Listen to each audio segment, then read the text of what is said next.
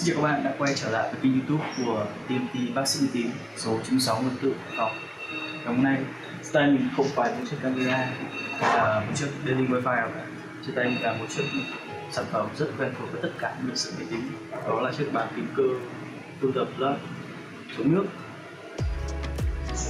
Đây là một chiếc bàn phím thường xuyên được các quán net sử dụng vì tính năng chống nước thực chất của mình. Mặt trước sản phẩm chúng ta có logo của Cooler Plus. Cooler Plus trải nghiệm phi thường. Đây là những thông tin về những yêu cầu mà cũng không quá quan trọng, tại vì máy tính nào mà chẳng cắm được. Full brand size, cái này là full size with the full mechanical keyboard. Bàn phím cơ full size chống nước. Đây là chiếc bàn phím chúng ta. Em nó sử dụng switch Cherry Brown. Đây là một switch khá đa dụng, có thể chơi game và làm văn phòng được. Nó không có tiếng ồn nhưng nó có khớp và chúng ta có thể cảm nhận được đây là một loại switch mà mình yêu thích nhất. Mình đã dùng cả blue và red, tức là một loại linear, một loại không nấc và một loại có khớp và có thể clicky, nhưng mà cả hai loại đấy mình nghĩ là sản phẩm tốt nhất là sử dụng brown switch. Hai mặt trên dưới sản phẩm không có điện tử, hai mặt xung quanh cũng không có gì đặc biệt. Đằng sau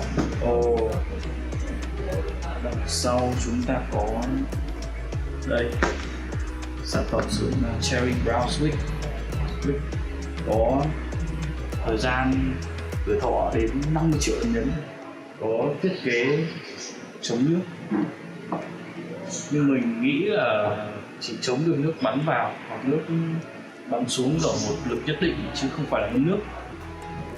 Và sản phẩm là sử dụng keycap 2 nước double shot thì sẽ không bị bay chữ theo thời gian như các in laser phổ thông của những bàn phím văn phòng thông thường.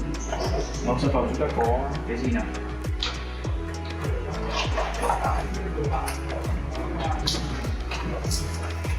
Sản phẩm chúng ta có một bàn phím.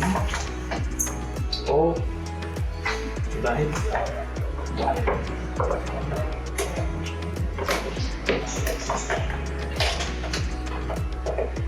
Tôi sẽ để cho một bên và để với mình chính.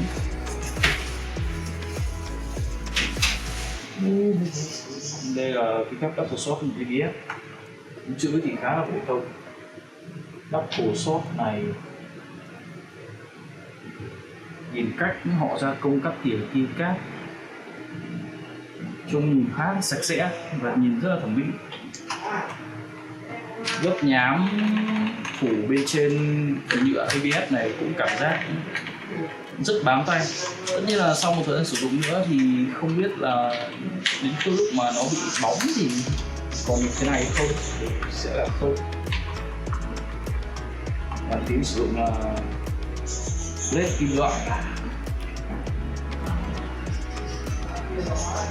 Mình không biết là cái này sử dụng kim loại thật hay là giả kim loại nữa. Ở trên là logo này, tiếng này không phải tiếng kim loại thật đấy.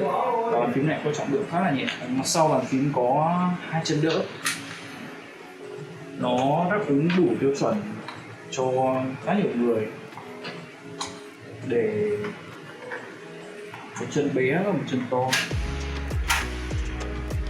Nó khá giống với loại bàn phím F-Blue có màu xanh huyền thoại rồi quán net ở thời ngày xưa, có 2 chân đỡ như thế này.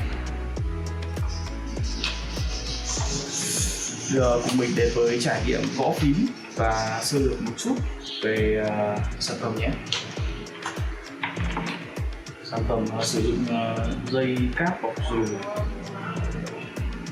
tại vì nó tiêu chuẩn quán nét nên là đương nhiên là nó sẽ sử dụng cái loại cáp này, chống nhiễu ở đầu to bự luôn. Wow, cổng USB mạ vàng này để tránh nhiễu tín hiệu, nhưng mà thực ra thì theo mình nó chỉ để đeo thôi, nhưng mà nhìn cũng khá là chất rồi.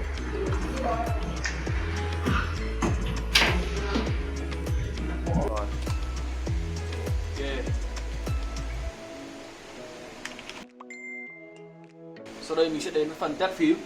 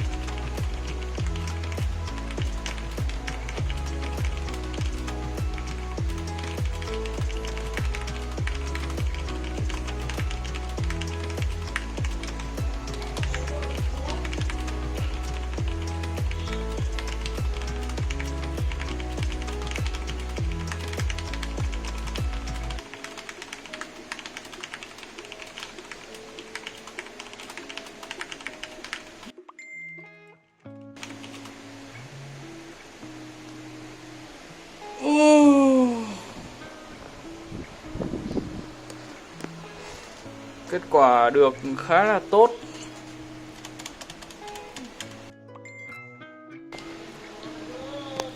Sản phẩm có rất là đã, nhưng mà thanh Start Blazer nó không chắc chắn lắm. Nhưng mà trong khoản tiền này mình đã không thể nào mà có thể đòi hỏi nhiều hơn được.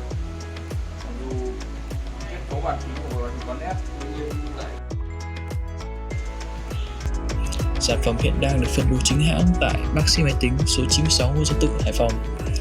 Cảm ơn các bạn đã xem tới cuối video. Nếu như các bạn đang có nhu cầu lắp đặt camera, sửa chữa các thiết bị văn phòng như máy tính, máy in, hãy liên hệ đường dây nóng 0225 355 9911 để được bác sĩ máy tính Hải Phòng trực tiếp tư vấn, đưa ra phác đồ và chọn gói thi công lắp đặt với giá cả tốt nhất. Xin chào và hẹn gặp lại ở những video tiếp theo.